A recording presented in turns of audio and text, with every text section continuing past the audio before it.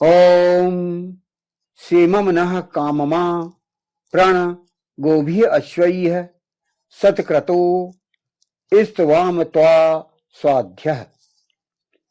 वह तुम हमारे इस काम को, हमारी इस कामना को भली भांति पूर्ण करो। गवासन शिलाओं, किरणों, इंद्रियों और भूमियों द्वारा, अश्व पुरुषों और अश्वों द्वारा ही सैकड़ों कर्म और सैकड़ों यज्ञ करने वाले, कहो हम उत्तम ध्यान पूर्वक तुम्हारा स्तवन करें। यह मंत्र लिया गया ऋग्वेद के प्रथम मंडल के 16वें सूक्त का 9वां मंत्र है।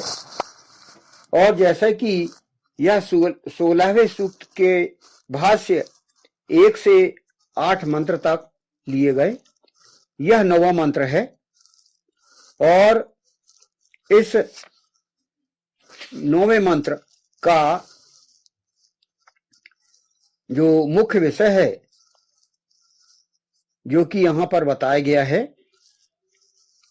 इंद्र अर्थात इंद्रियों को वश में करने वाला। और जैसे कि इसके ऋषि हैं भगवान वेदा तिथि महिमत कांड, जो कि इस 16वें सूक्त के ही ऋषि हैं। इस 9वें मंत्र का छंद है विराट और स्वर है षड्ज। यहां पर 16वें सूक्त का जो मुख्य विषय रहा है, जिसे दिव्य विषय भी कहा जाता है, वह है इंद्र अर्थात इंद्रियों को वश में करने वाला। यहां पर इस मंत्र में, इस सूक्त में, मंत्र में जोर यही दिया गया है, जैसे कि इसका मुख्य विषय है, दिव्य विषय है, जिसे देवता भी कहा जाता है, वह है इंद्र अर्थात इंद्रियों को वश में करने वाला। तो यहां पर फुटनोट यहां पर लिया जा रहा है इसी मंत्र का, वह तुम हमारे इस काम को, हमारी इस कामना को भली भांति पूर्ण करो। सानः इमम कामम आपण, यहां पर सह शब्द यहां पर आया है, सह जिसका हिंदी अनुवाद है वह। तो यहां पर हमने पिछले मंत्र में स्पष्ट हुआ है यहां पर कि सह कौन है। जैसे कि हम वेद को समझते हैं कि प्रत्येक मंत्र कड़ीबद्ध एक दूसरे से संबंधित हैं एक चैन की कड़ी के माध्यम से। तो इसमें 5वें मंत्र में सह जैसे कि प्रकरण चल रहा है, तो यहां पर सह मतलब ऐसा व्यक्ति जो किसी भी दुष्ट पुरुष को औरत गमन के योग्य नहीं समझता। मतलब जो नारी गमन है, औरत गमन है, उसे यदि किसी को करना है तो वह व्यक्ति करे जो कि सत्पुरुष हो, अच्छे कर्म करने वाला हो, सत्कर्म करने वाला हो, क्योंकि इससे नारी की सुरक्षा है, नारी का सम्मान होता है। वह सुकृत, वह सत्कर्म करने वाला नारी को, जीवन को संवारता है और उसका ध्यान रखता है। और दुष्ट पुरुष कैसे होते हैं ये आप सभी जानते हैं कि वे नारी का सम्मान नहीं करते, नारी की जिम्मेदारी नहीं उठाते, और वो जो बच्चे हैं उनका भी सही पालन पोषण वह दुष्ट पुरुष नहीं करता। तो यहां पर पत्नी और बच्चे, उसकी संतान, उनका भविष्य भी उस दुष्ट के आश्रय में सुरक्षित नहीं रहता। अतः वेद में बार बार ये दोहराया गया है, बार बार ये कहा गया है कि नारी सिर्फ सत्पुरुष या सत्कर्म या अच्छे कर्म करने वाले को ही सौंपी जाए। यहां पर इस मंत्र में यही कहा गया है, सा नः इमम कामम आपण। प्रत्येक व्यक्ति ईशान परम परमात्मा के लिए इस कामना को भली भांति पूर्ण करने वाला हो। यद्यपि इससे जनहित होना है, किंतु ईशान परम परमात्मा अर्थात ईश्वर जनहित को ही अपना हित और अपनी उपासना मानता है। तो ईशान परम परमात्मा ईश्वर जनहित होना चाहिए, यही चाहता है। वेद में बार बार यही कहा गया है कि विश्व कल्याण होना चाहिए। विश्व कल्याण के लिए वेद अवतरित किया गया है। इसीलिए दुष्ट पुरुष को नारी भी नहीं सौंपी गई है, क्योंकि दुष्ट पुरुष नारी का क्या हाल करते हैं ये आप सभी जानते हैं। इसका अगला फुटनोट है, गवासन शिलाओं, किरणों, इंद्रियों और भूमियों द्वारा, अश्व पुरुषों और अश्वों द्वारा ही सैकड़ों कर्म और सैकड़ों यज्ञ करने वाले। यहां पर मंत्र में कहा गया है गो भी है, अश्वई सतक्रतो,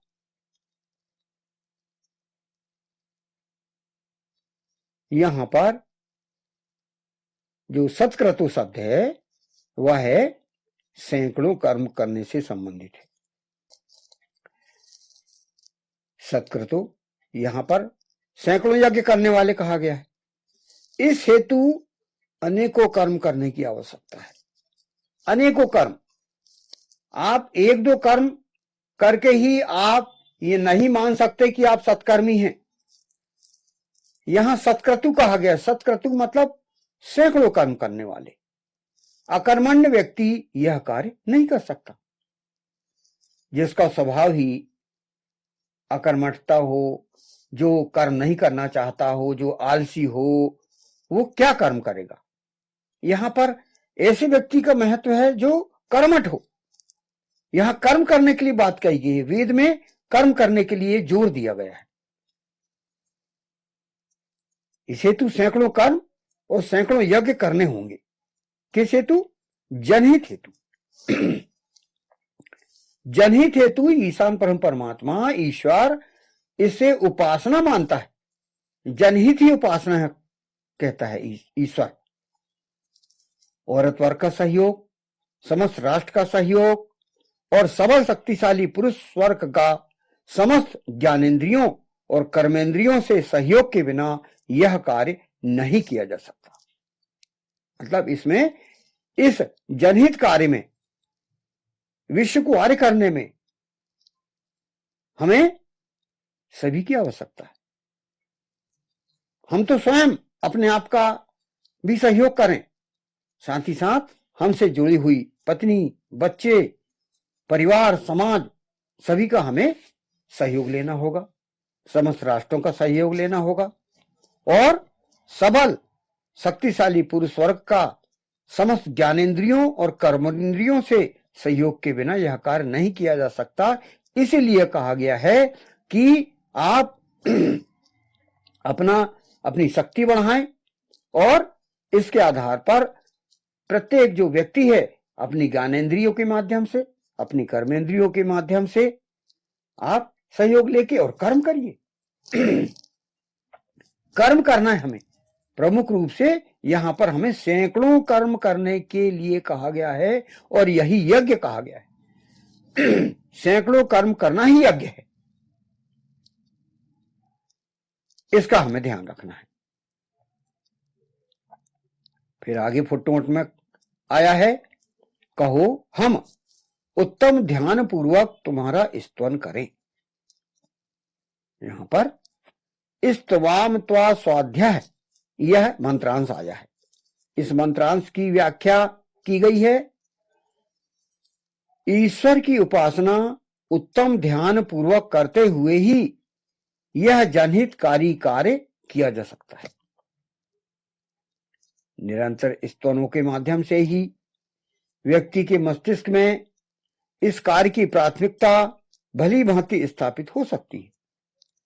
व्यक्ति का वर्तमान व्यस्तता के युग में जनहित पर स्थायी रूप से डटे रहना ईश्वर की प्रतिदिन उपासना के बिना संभव नहीं है।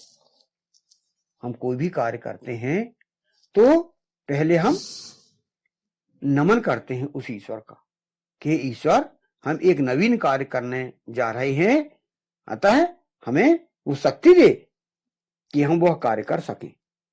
तो यहां भी वही कहा गया कि आप ध्यान पूर्वक स्तवन करें।